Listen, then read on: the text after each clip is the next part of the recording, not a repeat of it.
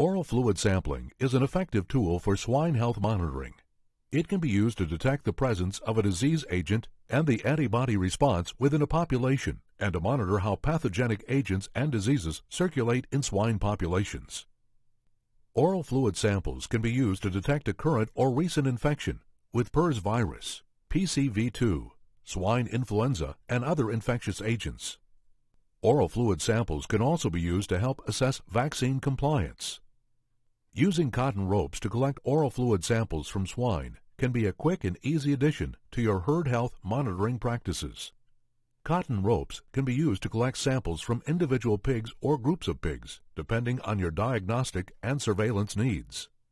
The supplies needed are easy to acquire and affordable.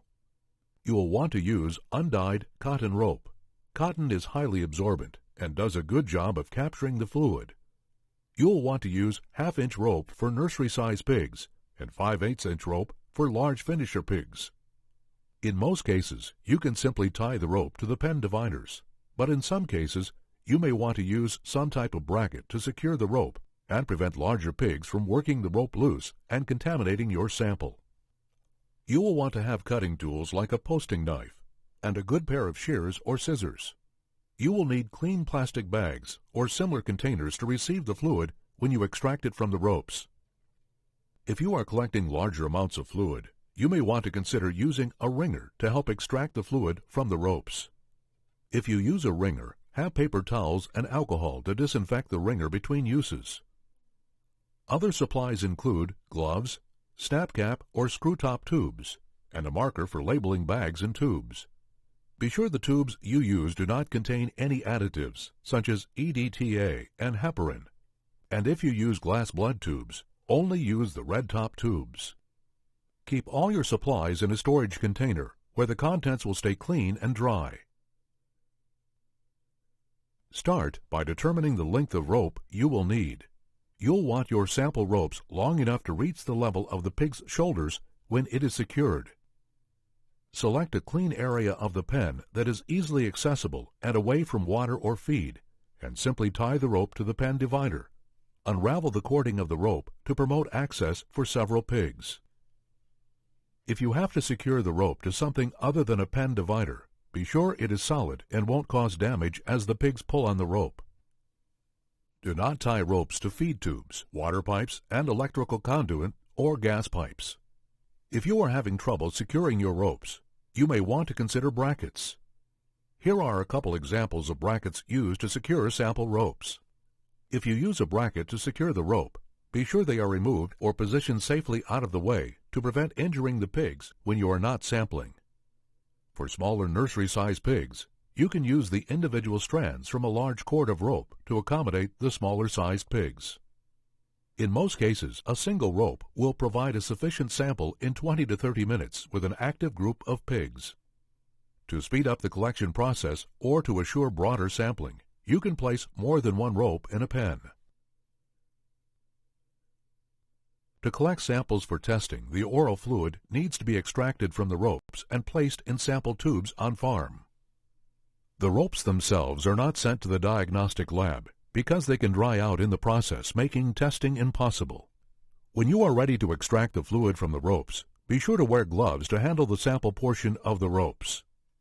There are several methods you can use to extract fluid from ropes. One method is to leave the rope connected to the pen divider. Place your plastic bag or other collection container over the wet end of the rope and squeeze the fluid down the length of the rope to the end with your gloved hand. Another method is to cut the rope free. Place the soaked end in a plastic bag and extract the fluid from the rope by squeezing the outside of the bag. If you are collecting the ropes before extraction, be sure to keep the ropes from different pens or individual pens separated, and do not pool the extracted fluid samples together. In either case, once you have the fluid in the bag, you can cut open a corner of the bag and drain the fluid into your sample tube. You will need a minimum of 2.5 milliliter per sample. Also, be sure to properly label each of your sample tubes.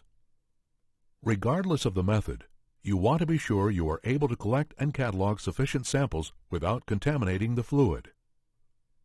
When you are finished with each sampling, Be sure to remove all the ropes from the pens and discard all of your used ropes, bags, and gloves. Clean and disinfect your tools and be sure any bracketing devices are safely away from the pigs to prevent injury. At times, you may need to collect a larger amount of oral fluid.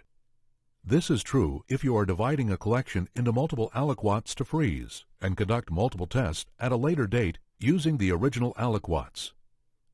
To help you extract larger amounts of fluid from ropes, you may want to consider using a wringer.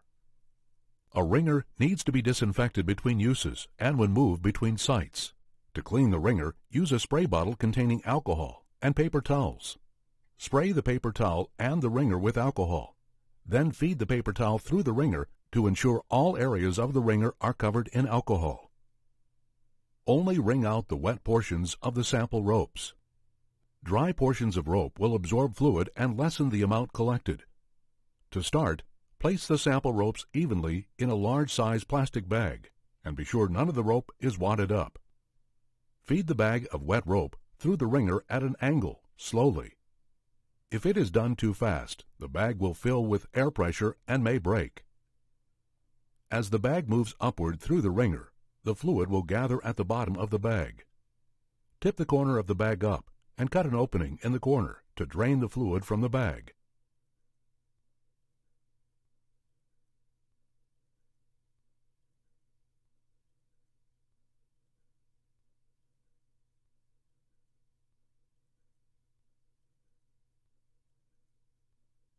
Before you ship samples to a lab, be sure they are going to a diagnostic laboratory that uses optimized assays for oral fluid.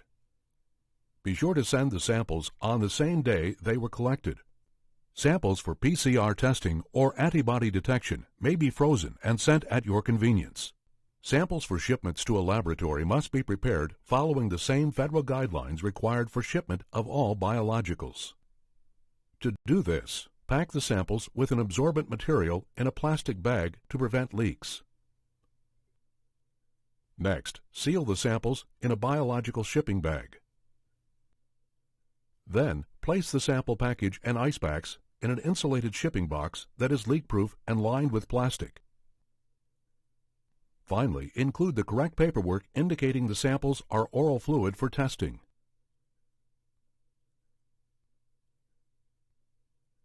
Most often, pigs will naturally chew on the rope. However, some pigs may be disinterested at first. Reluctant pigs can be trained using several different methods. Once familiar with the rope, the pigs should look forward to future collections.